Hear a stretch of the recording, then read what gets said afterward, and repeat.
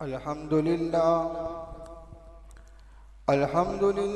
नहमदुहु व नस्तईनुहु व नस्तगफिरुहु व नु'मिनु बिही व नतवक्कलु अलैहि व नऊज़ु बिल्लाहि मिन शुरूरि अंफुसिना व मिन सय्यिआति अमालिना मन यहदिहिल्लाहु फला मुदिल्ल लहु व मन युद्लिल्हु फला हादिय लहु वनशहदु अल्ला इलाहा इल्लल्लाहु वहदहु ला शरीक लहु वनशहदु अन्न सय्यदना व मौलाना मुहम्मदन अब्दुहु व रसूलुहु अम्मा बादु फ़क़द क़ाल अल्लाहु तबारक व तआला फ़िल क़ुरआनिल मजीद वल फ़ुरक़ानिल हमीद अऊज़ु बिल्लाहि मिनश शैतानिर रजीम बिस्मिल्लाहिर रहमानिर रहीम या अय्युहल्लज़ीना आमनुत्तक़ुल्लाहा व कूनू मअस सादिक़ीन सदक़ल्लाहुल अज़ीम।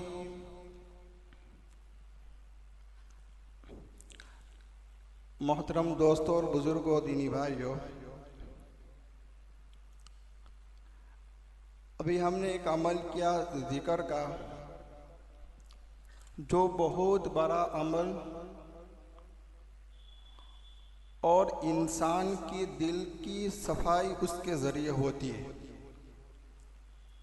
इसीलिए हज़रात सूफिया उसके कुछ आदाब बयान करते हैं कि उस जिक्र के कुछ आदाब हैं कि इंसान अच्छे कपड़े पहनकर बावुज़ू होकर किबला की तरफ रूह करके चेहरा करके जिक्र करे।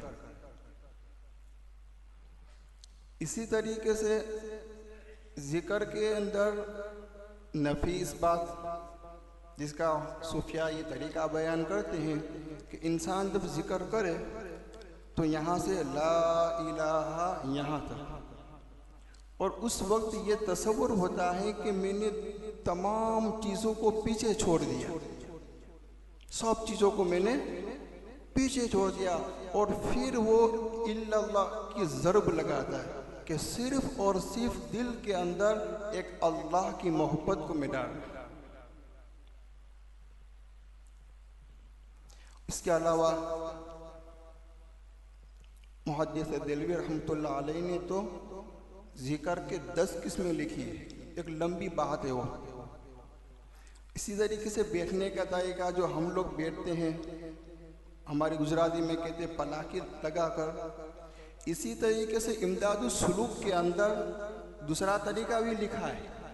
मिसाल के तौर पर ये जो सीधा हाथ है उसके डाबे हाथ की हथेली को इस तरह रख दे और इस तरीके से हल्का बनाए और यूं बैठकर जिक्र करे, यानी इंसान के अंदर एक ताकत पैदा होती है। इंसान यूं भी जिक्र करता है, लेकिन इमदादुस सुलूक के अंदर ये तरीका भी लिखा है ताकि इंसान के जिस्म के अंदर एक ताकत पैदा हो जाए। ये तो मैंने एक ज़िमनी बात कर दी, मैं ऐसे तो कोई मुकर्रिर तो नहीं हूँ, ना मुकर्रिर शोला बयां ना सीढ़ी बयां, सीधी सीधी बात करनी है। जो आयत मैंने तिलावत की, अल्लाह ताला फरमाते हैं कि ए ईमान वालो तकवा इख्तियार करो और सच्चों के साथ हो जाओ।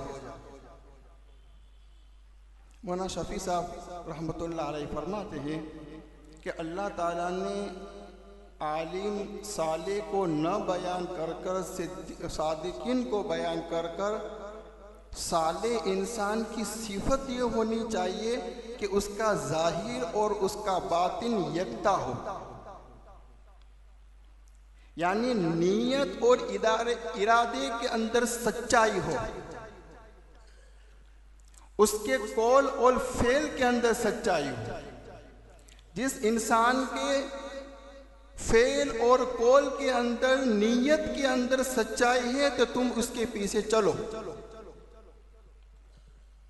अब इस आयत को हम यहाँ पर रख कर हम चलते हैं हजरत जिब्राइल अलैहिस्सलाम की एक हदीस की तरफ, जिसको हदीस जिब्राइल कहते हैं।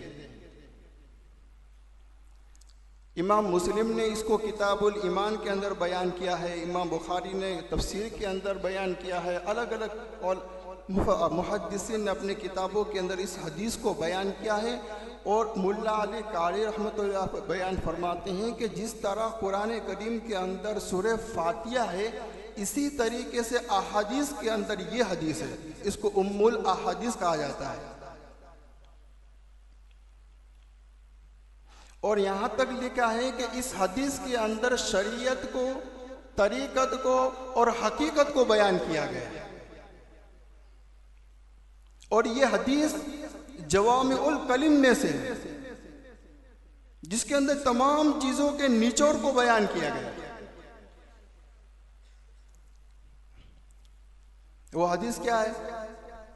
मैंने इसलिए आपके सामने उसके पहले फजीलत बयान कर दी ताकि हमें पता चले। एक मरतबा हज़रत उमर रज़ी अल्लाह ताला अन्हु फरमाते हैं कि हम लोग अल्लाह के नबी सल्लल्लाहु अलैहि वसल्लम की मजलिस में बैठे हुए थे। एक आदमी आया, सफ़ेद कपड़े पहने थे, काले लंबे बाल थे।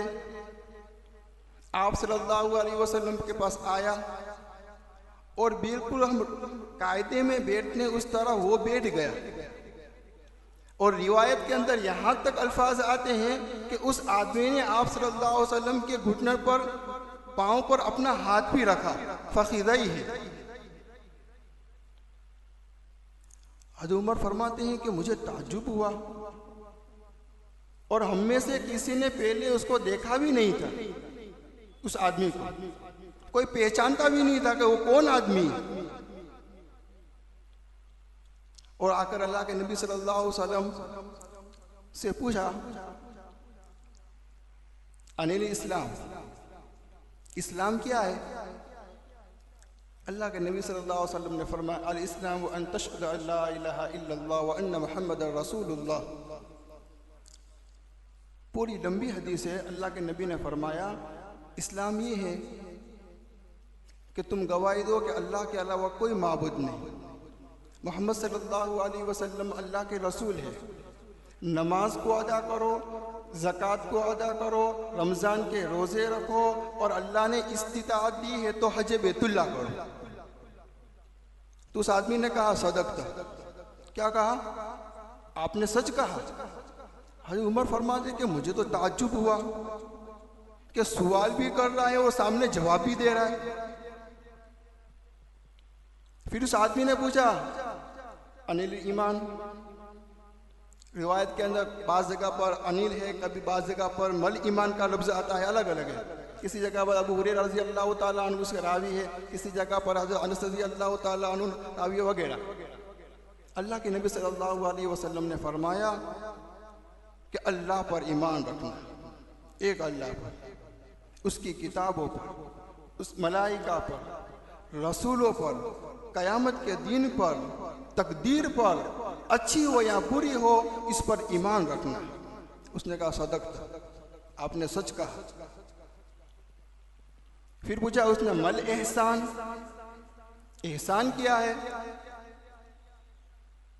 अल्लाह के नबी सल्लल्लाहु अलैहि वसल्लम ने फरमाया, अंताबुल, यानी अल्लाह के सामने ऐसी इबादत करो गोया कि तुम अल्लाह को देख रहे हो। फ़इल्लम तकुन तराहु फ़इन्नहु यराक। अगर तुम ऐसा नहीं कर सकते हो तो कम से कम ऐसी इबादत करो कि अल्लाह तुम्हें देख रहा है, यानी तुम्हारे अंदर वो सलाहियत पैदा हो जाए। फिर उसके बाद उसने क़यामत के बारे में पूछा, फिर क़यामत की निशानियाँ पूछी। एक लंबी हदीस है जिसको हदीस जिब्राइल कहते हैं। हज़रात मुहद्दिसीन फरमाते हैं कि इसके अंदर तीनों तरह के अहकाम को बयान किए गए।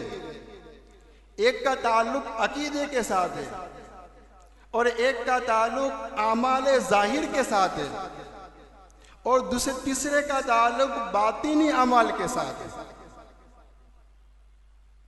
इस हदीस के अंदर तीनों चीज़ को बयान किया गया। सहाबाए किराम की सिफत तो ये थी कि वो आप सल्लल्लाहु अलैहि वसल्लम के सामने खौफ की वजह से ज़्यादा सवाल नहीं करते थे, बल्कि वो ये चाहते थे कि कोई देहाती समझदार इंसान आए और अल्लाह के नबी के सामने कुछ पूछे तो हमें पता चल जाए। फिर आखिर के अंदर अल्लाह के नबी सल्लल्लाहु अलैहि वसल्लम ने फरमाया कि उमर, तुम जानते हो ये कौन था, ये कौन थे? हज़रत उमर ने कहा नहीं जानती हम लोग तो। कहा कि ये जिब्राइल थे, तुमको तुम्हारा दीन सिखाने के लिए आए। कौन थे? हजरत जिब्राइल थे, तुम्हें तुम्हारा दीन सिखाने के लिए आए। मुझे इसमें से सिर्फ एक टुकड़े को बयान करना है, मल एहसान, एहसान किया है। आप सल्लल्लाहु अलैहि वसल्लम की शख्सियत ऐसी थी जिसके अंदर तमाम उलूम थे, फिर और उन्होंने उसका पूरा हक अदा किया, लोगों के सामने तबलीग की, लोगों के सामने उसकी इशाअत की। सहाबा के अंदर भी ये चीज़ें थी, लेकिन खैरुल कुरून का ज़माना गुज़रता गया तो उसके अंदर कमी आती गई, यहाँ तक कि उलमा ने इन तीनों को अलग अलग बयान किया, उसको अलग अलग किताबों के अंदर मुदव्वन किया। एक किताबुल इल्म कहते हैं, किसी को इल्मुल फ़िक़्ह कहते हैं, किताब इल्मुल कलाम कहते हैं, एक को इल्मुल फ़िक़्ह कहेंगे और तीसरे को इल्मुल एहसान, और हमारी ज़ुबान के अंदर इसको कहते हैं इल्मुल तसव्वुफ़। क्या कहते हैं? इल्मुल तसव्वुफ़।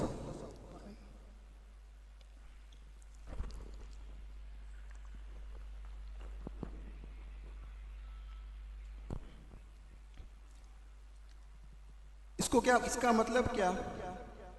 इल्मुल तसव्वुफ़ का मतलब ये होता है कि इंसान का ज़ाहिर की भी सफाई हो जावे और इंसान के बातिन की भी सफाई हो जावे। इंसान का दिल बिल्कुल साफ सुथरा हो जावे, इसका नाम है इल्मुल तसव्वुफ़। इस पर मेहनत की जाती है। मिसाल के तौर पर ज़ाहिरी इस्लाह और बातिनी इस्लाह। ज़ाहिरी इस्लाह के माना ये होता है कि इंसान के जो आज़ा से जो गुनाह ज़ाहिर होते हैं, इंसान के आज़ा से जो गुनाह ज़ाहिर होते हैं वो गुनाह ख़त्म हो जाए, इंसान इसको छोड़ दे। मिसाल के तौर पर शराब, तो इंसान इसको रुक जाए। अब शराब के बारे में बात शुरू करूंगा तो बात और लंबी हो जाएगी। चोरी, इंसान इसको छोड़ दे। चोरी के बारे में एक वाकया याद आया। दिल्ली के एक मस्जिद के बाहर कोई आदमी भिखारी हिमयानी लेकर भीख मांग रहा था। अब हमारे ज़माने में वो हिमयानी नहीं है, हमने बचपन में देखी है, काली कलर की होती थी वो, अभी नहीं है, क्योंकि अब तो ज़माने ने तरक्की की है, तो अब शायद वो भी अब उसके अंदर आ गया है कि भाई हमको ज़रा ऑनलाइन पैसे कर दो।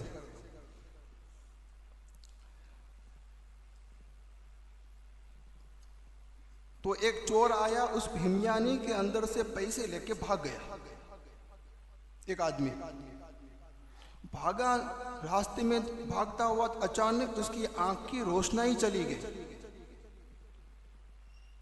वो परेशान हो गया कि उस फकीर की बद्दुआ मुझे लग गई। क्या सोचा उसने? उस फकीर की बद्दुआ मुझे लग गई है। तो वापिस दौड़ता हुआ वापिस आया अजाम की दुकान के पास। वो कहा कि वो फकीर कहाँ है? कहा वो तो चला गया, लेकिन वो इस वक्त रोजाना इस वक्त वो यहाँ पर आता है। दूसरे दिन वो आदमी वापिस आया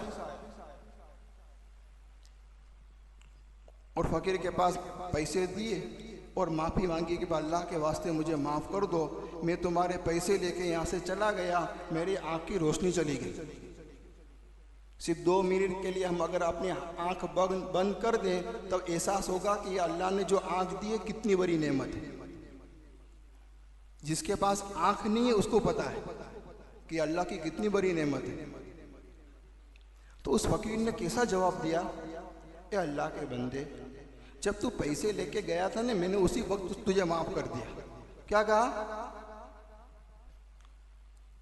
तो ताज्जुब हुआ कि ऐसा कैसा हो सकता है। तो पूछा उसने कि अगर मैं तुझे माफ न करता तूने मुझे तकलीफ पहुंचाई, अगर मैं तुझे माफ न करता, कल कयामत के दिन अल्लाह के सामने तेरा और मेरा मामला आता, और जितनी वक्त हम दोनों का फैसला होता वहां तक अल्लाह के नबी सल्लल्लाहु अलैहि वसल्लम को ठहरना पड़ता, और इतनी देर तक अल्लाह के नबी ठहरते और जन्नत में देर से जाते, और मैं ये पसंद नहीं करता था कि मेरे नबी मेरे होते हुए जन्नत में देर से जाए, और मैंने उसी वक्त तुझे माफ कर दिया। तो इंसान जाहिरी अमल, शराब, चोरी, गिबत, रमजान का महीना, रिवायत में आता है ना कि दो औरतों का अल्लाह के नबी के सामने एक तज़किरा हुआ, रोज़ा रखा तो रोज़ा बहुत लगा उनको, यहाँ तक के बढ़ने के करीब हो गई। अल्लाह के नबी के पास वो मामला पहुँचा तो अल्लाह के नबी ने कहा उनको बुलाओ, और कहा कि के करो, उल्टी करो। जब के की उन्होंने तो उसमें गोश्त के कुछ टुकड़े निकले, तो औरतें ताज्जुब में हो गए कि अल्लाह के नबी हमने कुछ नहीं खाया। क्या तुमने खाया तो कुछ नहीं, लेकिन तुमने किसी की गीबत की थी। क्या की थी? और गीबत करने वाला मुर्दार का गोश्त खाने के बराबर है। इसी तरीके से जितने भी जाहिरी गुनाह है, झूठ बोलना, चुगली करना, शराब पीना, जिना करना, जितने भी जाहिरी वो तमाम गुनाहों को इंसान छोड़ दे, ये जाहिर की इस्लाह। और इसके अंदर इबादत, माशरत और मामलात के अंदर सफाई आ जाए, इसकी इबादत अच्छी हो जाए, मामलात, कारोबार साफ सुथरे हो जाए, इसमें जर्रा बराबर भी शक शुबा वाला पैसा ना हो।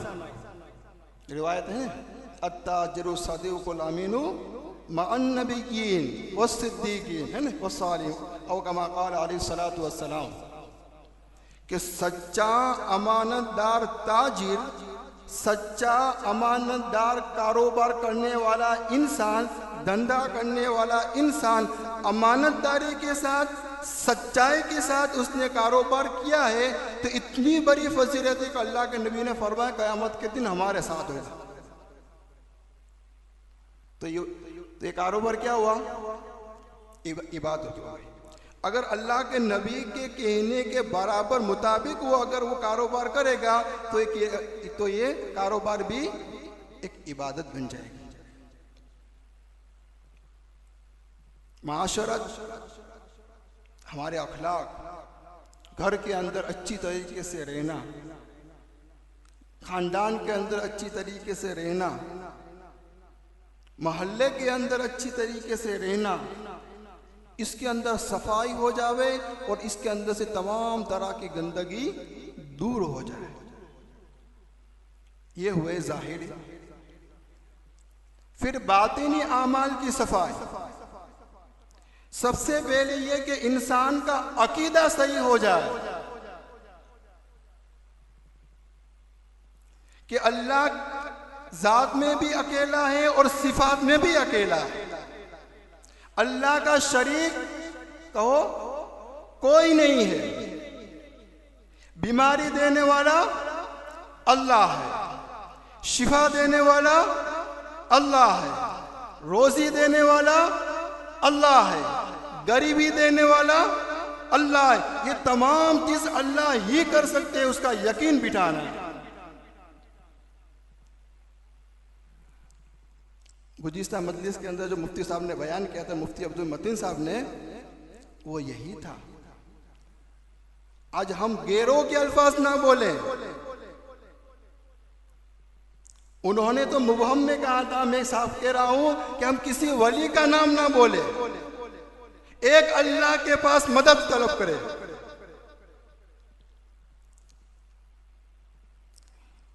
अकीदा का सही होना ये इंसान के लिए जरूरी है।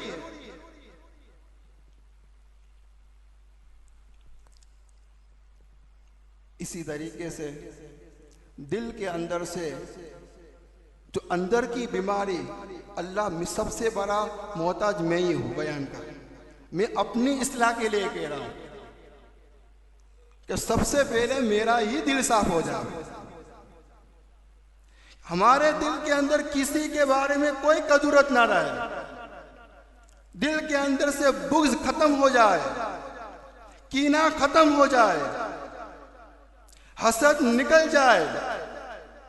ये सब अलग अलग एक मुस्तकिल मौजू है बयान के, ये अलग अलग मौजू है बयान के।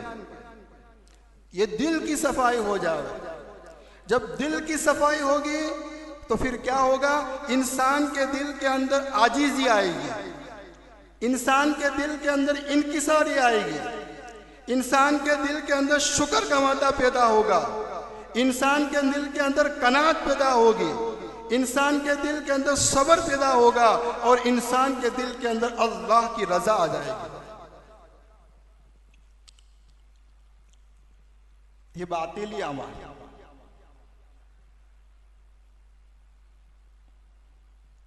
और इसी को कहा जाता है, इसकी सफाई को क्या कहते हैं हम लोग, तसव्वुफ। तो सूफिया किराम के अंदर आमतौर पर लोग खानकाहों में जाते हैं और इस पर मेहनतें होती हैं। अब आप कहोगे बात तो बहुत लंबी हो जाएगी, मैं इसको बिल्कुल शॉर्ट कर रहा हूं कि भाई ये तसव्वुफ ये है क्या।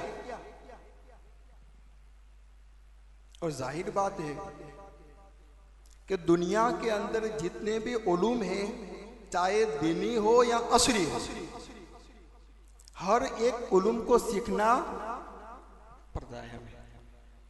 ऐसा नहीं कि बगैर सीखे इंसान अल्लामा गूगल से कोई आलिम बन जाए।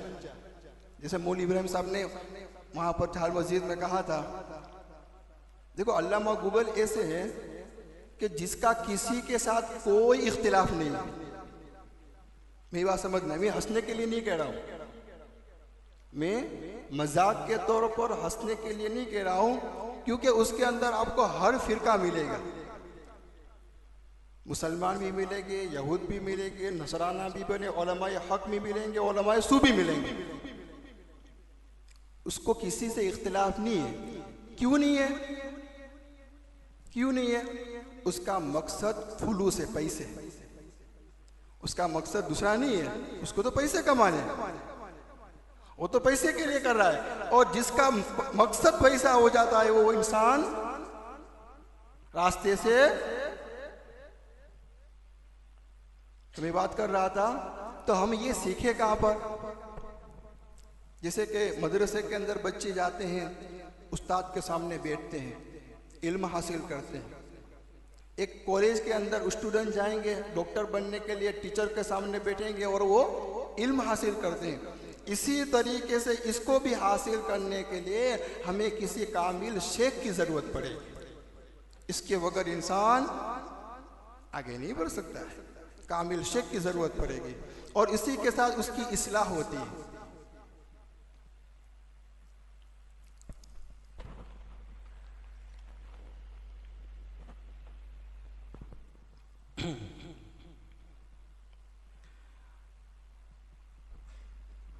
और इसी को हम अपनी जुबान के अंदर कहते हैं पीरी मुरीदी बैअत करना, कि जब इंसान कामिल शेख के पास, उनके पास बैअत करता है तो गोया कि वो बैअत तौबा होती है। क्या होती है बैअत तौबा? कि भाई अब से वो उनसे तौबा कराते हैं कि जितनी भी मुझसे गुनाह हुए हैं वो तमाम गुनाहों को मैं तौबा करता हूँ, अब गुनाह नहीं करूँगा और एक अल्लाह के अहकाम को मानूंगा, अल्लाह के नबी के तरीके के मुताबिक ज़िंदगी गुजारूंगा। उसको बैअत कहते हैं। और आप सल्लल्लाहु अलैहि वसल्लम से बैअत तौबा भी साबित है, कुरान करीम के अंदर भी उसका जिक्र है। आप सल्लल्लाहु अलैहि वसल्लम से 4 बैत है, बैत इस्लाम, बैत जिहाद, बैत हिजरत, जिसका मौलाना इब्राहिम साहब ने तफसीर के अंदर पूरा जिक्र किया है। जिहाद के बारे में भी आया था सूरह फतह की तफसीर के अंदर कि कितनी बैत है और बैत का तरीका, कौन से दख्त के नीचे वगैरह सब बताया था। और इसी 4थे नंबर पर बैअत तौबा, जिसो आज हमारे असलाफ के अंदर सूफिया किराम लोगों के पास जो बैयत करा लेते हैं, ये बैयत तौबा होती है। लेकिन बाज़ मर्तबा क्या होता है कि इंसान इसके अंदर इतना गुलू कर जाता है कि मैं अपनी ज़ुबान से कह नहीं सकता हूँ। गुलू भी नहीं होना चाहिए कि ऐसा ना हो कि हम लोग बिदअत के शिकार बन जाए। सूरह हशर के अंदर जो आखिरी दो आयत है ना, या अय्युहन नबी इदा जाकल मुमिनातु युबाय्यिनका अला अल्ला युश्रिकना बिल्लाहि शैअन वला यसरिकना वला यज़नीना, पूरी आयत है। ये आयत से यही बयान किया गया है कि आप सल्लल्लाहु तर्जुमा यह कि ए नबी सल्लल्लाहु अलैहि वसल्लम, जब आपके पास मोमिना औरतें आए बैयत करने के लिए कि हम किसी को कि अल्लाह के साथ किसी को शरीक नहीं करेंगे, झूठ नहीं बोलेंगे, चोरी नहीं करेंगे, बोहतान नहीं लगाएंगे, अपने बच्चों को कत्ल नहीं करेंगे, तो अल्लाह ताला ने फरमाया कि तुम उनसे बैयत कर लो, तुम उनसे बैयत कर लो। फिर इमाम बुखारी रहमतुल्लाह अलैह ने भी एक रिवायत बयान की है जिसके अंदर यही अल्फाज आते हैं और आप कि जिसके अंदर आप सल्लल्लाहु अलैहि वसल्लम ने हज़रत सहाबाए किराम से इस तरीके से बैयत ली है। अगर मैं वो हदीस भी लंबी अल्हम्दुलिल्लाह याद भी, अगर मैं ज़्यादा बयान करूँगा तो वक्त लंबा हो जाएगा। मकसद क्या है कि ये बैयत, इसको बैयत तौबा कहते हैं। ये आप सल्लल्लाहु अलैहि वसल्लम से साबित है। आप सल्लल्लाहु अलैहि वसल्लम ने भी बैयत तौबा ली। तो इन तमाम बातों का खुलासा क्या निकलता है कि इंसान को किसी कामिल शेख के पास जाना पड़ेगा, उनके पास रहना पड़ेगा, ताकि इंसान की ज़ाहिरी सफाई, दिल की भी सफाई होगी और जाहिर की भी सफाई हो जाएगी। कुरान करीम में एक आयत है ना, या अय्युहल्लज़ीना आमनु तक़ुल्लाह वब्तगू इलल वसीला, यही लफ्ज़ है ना, वसीला, तकवा इख्तियार करो और वसीलो,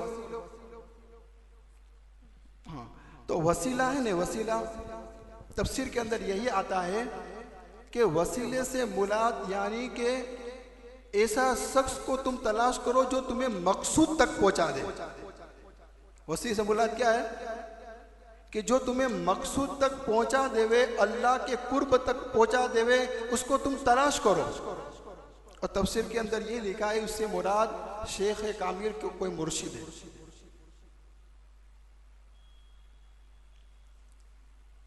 तो जो मैंने रिवायत बयान की और जो शुरू में आयत बयान की थी, या अय्युहल्लज़ीना आमनु तक़ुल्लाह वकूनू मअस्सादिक़ीन, कि जिसका जाहिर के अंदर भी सफाई हो, सच्चाई हो, और बातिन के अंदर भी सच्चाई हो, और उससे मुराद उलमा ने लिखा है कि कामिल शेख है। क्या है? कामिल शेख। तो हमें भी चाहिए कि हम लोग सब मोहताज, मैं भी सबसे ज़्यादा मोहताज हूँ, हमारा किसी न किसी के साथ इस्लाही ताल्लुक़ होना चाहिए। माशाअल्लाह मौलाना अब्दुल मतीन साहब ने ज़िक्र की मजलिस शुरू की है, तब इंशाअल्लाह अल्लाह की ज़ात से उम्मीद तो यही है कि अब इंशाअल्लाह हमेशा ये शुरू रहेगी, सिर्फ रमज़ान के अंदर नहीं रहेगी। हो सकता है कि मौलाना कुछ हफ्ते के अंदर या 15 दिन के अंदर कोई दिन भी मुतय्यन कर देवे, ऐसा भी हो सकता है, ताकि अल्हम्दुलिल्लाह ये सिलसिला हमारा शुरू हो जावे, बाकी रहे। अल्लाह तबारक व तआला हमें कहने सुनने से ज़्यादा अमल करने की तौफीक अता फरमाए। व आखिरु दाअवाना अल्लाहुम्मा लकल हम्दु शुक्रा व लकल मन्नु फज़ला, अल्लाहुम्मा लकल हम्दु कमा अंत अहलु, फसल्ली व सल्लिम अला मुहम्मदिन कमा अंत अहलु, वफ़अल बिना कमा अंत अहलु, फ़इन्नका अहलुत तक़वा व अहलुल मग़फ़िरा। या अहदस समद अल्लज़ी लम यलिद व लम यूलद व लम यकुल लहु कुफ़ुवन अहद। या अरहमर राहिमीन, या ज़ल क़ुव्वतिल मतीन, या हय्यु या क़य्यूम, या रहीम या करीम, या अल्लाह या अल्लाह या अल्लाह, ला इलाहा इल्ला अंत सुब्हानक इन्नी कुन्तु मिनज़ ज़ालिमीन, इन्ना कुन्ना मिनज़ ज़ालिमीन। रब्बना ज़लमना अनफुसना व इल्लम तग़फ़िर लना व तरहमना लनकूनन्न मिनल ख़ासिरीन। रब्बना आतिना फ़िद दुनिया हसना व फ़िल आखिरति हसना व क़िना अज़ाबन्नार व क़िना अज़ाबन्नार व क़िना अज़ाबन्नार। रब्बना ला तुआखिज़ना इन नसीना औ अख़्ताना, रब्बना वला तहमिल अलैना इसरन कमा हमलतहु अलल्लज़ीन मिन क़ब्लिना रब्बना वला तुहम्मिलना मा ला ताक़त लना बिहि वअफ़ु अन्ना वग़फ़िर लना वरहमना अंत मौलाना फंसुरना अलल क़ौमिल काफ़िरीन रब्बि जअलनी मुक़ीमस्सलाति व मिन ज़ुर्रिय्यती रब्बना व तक़ब्बल दुआ रब्बना इग़फ़िरली व लिवालिदैया व लिलमुअ्मिनीन यौम यक़ूमुल हिसाब रब्बिरहमहुमा कमा रब्बयानी सग़ीरा। ए अल्लाह हमारे गुनाहों को माफ़ फरमा दे, ए अल्लाह हमारी मग़फ़िरत फरमा दे, ए अल्लाह तेरी मोहब्बत अता फरमा दे, ए अल्लाह तेरी रज़ा अता फरमा दे, ए अल्लाह तेरी ज़ात आली से ताल्लुक़ कायम कर दे, ए अल्लाह खलवत व जलवत में तेरा खौफ दे दे, ए अल्लाह ऐसी मोहब्बत दे दे जो इबादत में खड़ी कर दे, और ऐसा खौफ दे दे जो गुनाहों से बचा ले। ए अल्लाह गुनाहों से बचाने वाली ज़ात तेरी है, तेरे सिवा कोई नहीं बचा सकता। आप कादिर है, आप मालिक है, आप खालिक है, सब कुछ आप है। ए अल्लाह आप हमारी मदद फरमा दीजिए और गुनाहों की नफ़रत हमारे दिलों में डाल दीजिए। जिस तरीके से पाकीज़ा अय्याम ये गुज़रे हैं, ए अल्लाह बच बच कर कोशिश करके गुजारे हैं, ए अल्लाह आप उसे कबूल फरमा लीजिए। ए अल्लाह आप उसको ज़िंदगी में इस्तिकामत के साथ पूरा हो जाए ऐसी शक्ल सूरत पैदा फरमा दीजिए, और पूरी ज़िंदगी गुनाहों से बचकर ज़िंदगी गुज़रे ऐसी शक्ल सूरत पैदा फरमा दीजिए। तेरे लिए कोई मुश्किल नहीं है, आप राज़ी हो जाइए, आप नाराज़ न हो, आप नाराज़ न हो, आप नाराज़ न हो। हम सब के लिए जन्नत का फ़ैसला कर दीजिए, हम सब के लिए जहन्नम से बचने का फ़ैसला कर दीजिए, और अज़ाब कब्र से हमें महफूज फरमा लीजिए, अज़ाब कब्र से हमें महफूज फरमा लीजिए। पुल सिरात का मसला आसान कर दीजिए, हिसाब व किताब आसान कर दीजिए। दाने हाथ में हिसाब देना, बाएं हाथ में हिसाब से हिफाजत फरमा लेना। मौत से पहले हर गुनाह से पक्की व सच्ची तौबा की तौफीक दे देना। ए अल्लाह ईमान की हालत में इस दुनिया से रुखसत करना, ईमान की हालत में इस दुनिया से रुखसत करना। कलीमा ला इलाहा इल्लल्लाह मुहम्मदुर रसूलुल्लाह को हमारी ज़ुबान का आखिरी कलीमा बना देना। ए अल्लाह इसी कलीमा पढ़कर हम रुखसत हो ऐसी शक्ल सूरत पैदा फरमा देना।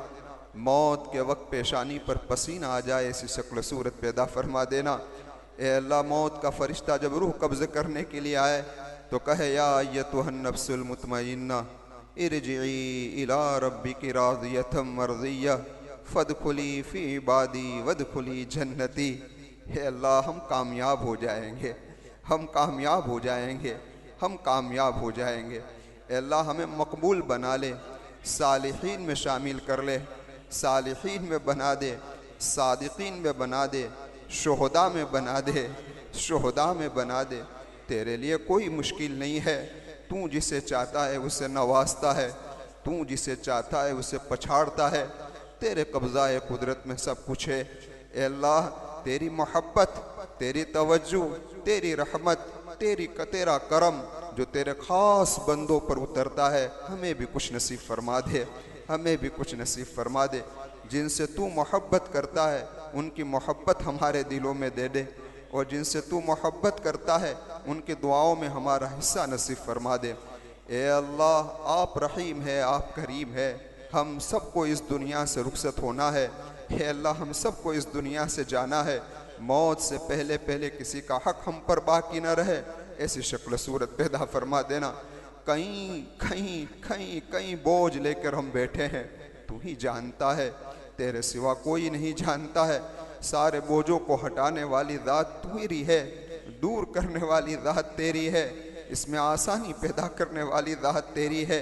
बस आप रहम कर दे, आप करम कर दे, किसी का मोहताज न बनाना, तेरी ज़ात का मोहताज बना दे। रात के आखिरी हिस्से में उठकर तुझसे मांगने वाला बना दे, और किसी के दर का भिखारी न बनाना। ए अल्लाह न हमें मोहताज कर, न हमारी औलाद को मोहताज करना, न हमारी औलाद को मोहताज करना। ए अल्लाह हमारी जिस्मानी औलाद है और हम पर जो हमारे पास जो तलबा पड़े हैं, ए अल्लाह इन सब की बेहतरीन तरबियत फरमा दे, बेहतरीन तरबियत फरमा दे। उनकी दुआओं में हमारा हिस्सा नसीब फरमा, हमारे असातिज़ाओं की दुआ में हमारा हिस्सा नसीब फरमा, हमारे असातिज़ाओं की मग़फ़िरत कर दे। इनके दर्जात को बुलंद कर दे, जो हयात है उनके इल्म को पूरे आलम में फैला दे और इनसे खूब दीन की खिदमत ले ले और इसमें हमारा भी हिस्सा नसीब फरमा दे। ए अल्लाह तेरे लिए कोई मुश्किल नहीं है, तू जिसे चाहता है नवाजता है, तू जिसे चाहता है ठुकराता है, तू हमें नवाजते है। ए अल्लाह रहीम रहम कर दे, ए करीम करम कर दे, तेरी एक नज़र का काम है मेरी ज़िंदगी का सवाल है, तेरी एक नज़र का काम है मेरी ज़िंदगी का सवाल है। तेरी एक नज़र गिर गई हमारा बेड़ा पार हो जाएगा, हम कामयाब हो जाएंगे, हम कामयाब हो जाएंगे। ए अल्लाह उम्मत का जो तबका परेशान है उसकी परेशानियों को दूर कर दे, इनके हालात को दुरुस्त कर दे। ए अल्लाह बहुत सो ने दुआओं का कहा है, ए अल्लाह उनके जायज़ मकासिद को पूरा फरमा दे। ए अल्लाह बहुत सारे बीमार हैं, उन्हें शिफा अता फरमा दे। कोई रूहानी तकलीफ़ में है, कोई जिस्मानी तकलीफ़ में है, ए अल्लाह सारों की तकलीफ़ों को दूर कर दे। ए अल्लाह कोई कर्ज़ों में डूबा हुआ है, उनको कर्ज़ों से आफ़ियत इज़्ज़त के साथ निकाल दे। ए अल्लाह कोई कैद खाने के अंदर है, घर पर बीवियाँ इंतज़ार कर रही है, बच्चे इंतज़ार कर रहे हैं, रमज़ान के कीमती अय्याम चल रहे हैं। ए अल्लाह आप उनकी रिहाई की शक्ल सूरत पैदा फरमा दीजिए। ए अल्लाह आप फ़ैसला फरमा दीजिए कि वो भी अपने घर पर आकर ईद करे, ऐसी शक्ल सूरत पैदा फरमा दीजिए। आपके लिए कोई मुश्किल नहीं है, आप मदद कर दीजिए। और ए अल्लाह दुनिया के जिस कोने पर जुल्म हो रहा है आप जुल्म को ख़त्म फरमा दीजिए। जालिम की भी हे अल्लाह जालिम की भी मदद फरमा दे, मज़लूम की भी मदद फरमा दे। हे अल्लाह जालिम को जुल्म से रोक कर मदद फरमा दे और मज़लूम की भी मदद फरमा दे, मज़लूम की भी मदद फरमा दे। जालिम की तकदीर में हिदायत देकर उसकी मदद कर दे और ये अल्लाह मज़लूम की भी मदद कर दे। तेरे लिए कोई मुश्किल नहीं है, सारे कामों को आसान कर दे। इस मुल्क में अमन व सुकून कायम कर दे, इत्मीनान कायम कर दे, आफ़ियत का मामला फरमा, खैर का फ़ैसला फरमा। ए अल्लाह हमारा काम है तदबीर इख्तियार करना, फ़ैसला तेरे हाथ में है। जो भी तेरा फ़ैसला उस पर हमें राज़ी रहने वाला बनाना, हमें राज़ी रहने वाला बनाना। लेकिन ए अल्लाह आप हमारे बारे में खैर का फ़ैसला फरमा देना, हमारे बारे में खैर का फ़ैसला फरमा देना। ए अल्लाह हमारे बारे में खैर का फ़ैसला फरमा देना। ए अल्लाह जो तबका यहाँ बैठा है उनके दिल की जो तमन्ना है आप उनकी तमन्नाओं को पूरी फरमा दीजिए। और जो मस्तूरात सुन रही है उनकी दिल की तमन्नाओं को भी आप अपनी रहमत से पूरा फरमा दीजिए। अल्लाहुम्मा इन्नी असअलुका मिन खैरि मा सअलक मिन्हु नबियुका मुहम्मद सल्लल्लाहु अलैहि वसल्लम व नऊज़ु बिका मिन शर्रि मा इस्तआज़क मिन्हु नबियुका मुहम्मद सल्लल्लाहु अलैहि वसल्लम अंतल मुस्तआन व अलैकल बलाग ला हौला वला कुव्वता इल्ला बिल्लाह। इन्नल्लाह व मलाइकतहु युसल्लूना अलन नबी या अय्युहल्लज़ीना आमनू सल्लु अलैहि व सल्लिमू तस्लीमा। अल्लाहुम्मा सल्लि अला मुहम्मदिन कुल्लमा ज़करहु ज़ाकिरून व सल्लि अला मुहम्मदिन कुल्लमा गफ़ला अन ज़िक्रिहिल गाफ़िलून बिरहमतिक।